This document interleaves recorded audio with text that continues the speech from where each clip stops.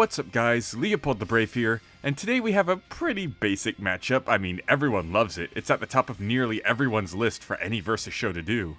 But for good reason. It's interesting and it just fits. It's Bardock from Dragon Ball Z versus Omni-Man from Invincible. Which of these bad, but eventually not so bad dads from planet-conquering races will win in a fight to the finish? Well, according to the Discord poll, it's Bardock that's pulling ahead. And you guys have gotten the last 3 correct, so let's see if your streak is able to keep up. This is Versus Battle Cards.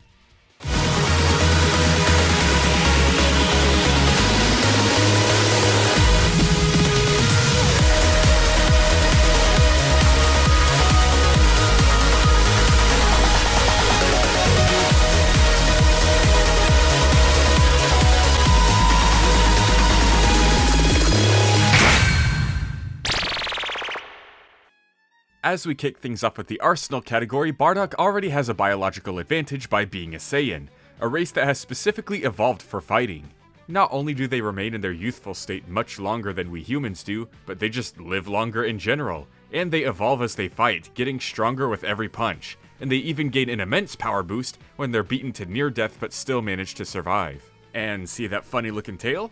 Yep, whenever a Saiyan spots the full moon, they can become a great ape to make their power 10 times stronger. And if there's no full moon around, they can just make one with a power ball. According to one of the dubs, Bardock even invented that move himself. Now I know the dubs aren't canon, but it's not unreasonable to assume he could do this move too, as Turles, another lower class level Saiyan like Bardock, could do it in one of the movies. Debating whether Bardock should have this or not is pretty pointless anyways, considering he has a much better multiplier at 50 times, when he becomes a Super Saiyan. And in all of these forms, he can manipulate his own energy and fire projectiles with the power of Ki.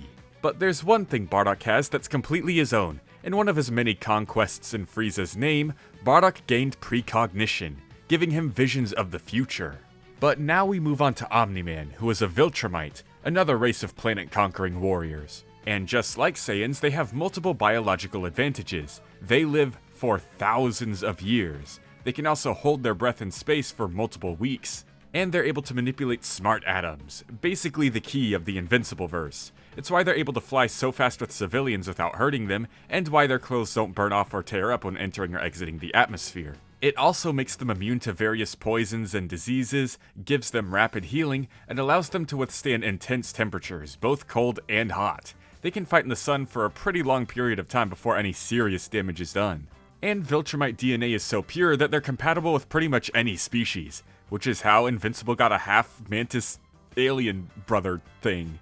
But aside from all of that, Viltrumites don't really have too many actual powers. They just fly and punch super duper hard.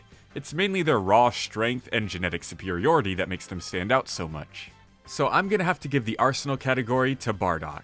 Despite Omni-Man having more unique quirks and attributes when it comes to his biology, Bardock's transformations and mastery of Ki just weighs things in his favor, giving him both a numbers advantage in terms of his abilities, but also a range advantage with his Ki projectiles. Let's see what the YouTube comments are thinking though.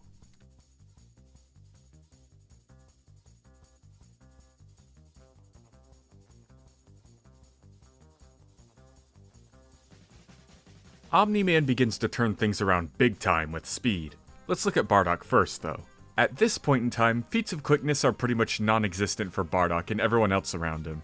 But we can make a rough estimation based off his fight with Lord Chilled. Chilled is one of Frieza's ancestors, and Bardock as a Super Saiyan is able to defeat him when he's still in what appears to be the Frieza race's first form. This should be comparable to Goku when he first arrived on Namek and completely demolished the Ginyu Force. He should have been tough enough to take on Frieza's first form then. And around that time, Goku was about 2,000 times the speed of light from scaling to King Kai, who was able to track Goku's ship with his ki as it traveled to Namek. That may seem like a stretch to give Bardock a speed feat, but the whole reason Frieza destroyed the Saiyans is because he feared they were getting too powerful, so it's not unreasonable. As for Omni-Man, there's only really one thing you need to pay attention to.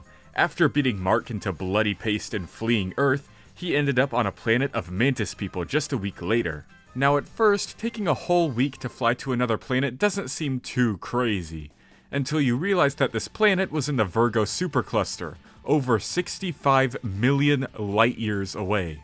This means Omni-Man is 3.3 billion times faster than light, over 1.6 million times faster than Bardock. Strength-wise, we can follow the same logic for Bardock that we did for his speed, with Super Saiyan Bardock being able to defeat one of Frieza's ancestors in what appears to be his first form, which can destroy entire planets. Now, the destruction of planet Vegeta itself has been calculated to star level, but Bardock either died or got sent back in time depending on which canon you follow, just from Frieza's death ball alone, before Vegeta even exploded. So assuming planet level for Bardock would probably be best. And for Omni-Man, his big feat was the time he destroyed planet Viltrum.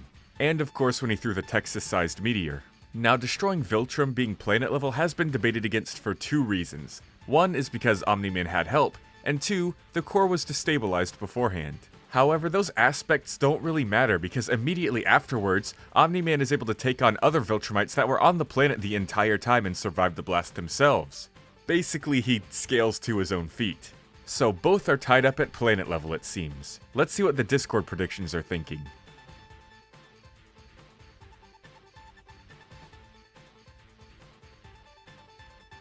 For the bonus category, it's gotta go to Omni-Man. Now, Bardock is a Saiyan, a warrior race that's evolved to learn and grow in strength as they fight. But what we've seen from Omni-Man in the show and the comics, all his feats of strength, the worlds he's conquered, wars he's fought in, it's only been a speck of his life. He's been doing this crazy stuff for hundreds of years. His race has conquered thousands of planets, and he's very experienced at facing many different alien species. In fact, Omni-Man is even considered one of their most elite warriors, sent off to conquer Earth by himself. Now, don't get me wrong, Bardock is a great fighter and a powerful Saiyan, and it's impressive how his growing strength was enough to scare Frieza into wiping them all out. But even if Bardock got to live his entire life and spent the entire time fighting and learning, Omni-Man still would have out-experienced him several times over before his series even began. And that's one of the reasons that the winner is Omni-Man. Bardock does have an impressive arsenal thanks to his transformations and his mastery of Ki, which also grants him superior range, but Omni-Man's smart atoms are enough to make sure he isn't left in the dust, granting him things like extra durability and advanced healing. Then there's physical stats, the matter of speed and strength. Even if we highball Bardock and say his base form was planet level, and that his Super Saiyan form is a 50 times planet level increase, Omni-Man is still 1.6 million times faster. A 10 times, 50 times, or even 100 times speed advantage may not be able to defeat a 50 times strength advantage, but 1.6 million times? Not even Bardock's future vision would see that coming. And combine all of that with Omni-Man's superior experience, skill, and combat training, and it's no wonder he appears to be invincible compared to Bardock. But let me know what you guys think, and thank you for predicting in this episode. Be sure to predict the next one with a comment down below, a comment in my Discord server, voting in the Discord poll, or making a video prediction. Next time we have another heavy hitter matchup in the Versus community. It's not quite as popular of a matchup, but it's been around for such a long time, and with my personal unique take on one of the Versus stats, it's actually a really interesting battle and I can't wait to see how it turns out. Wielding spears, serving royalty, and showing everyone how to be strong in the real way. It's Undyne from Undertale versus Pearl from Steven Universe.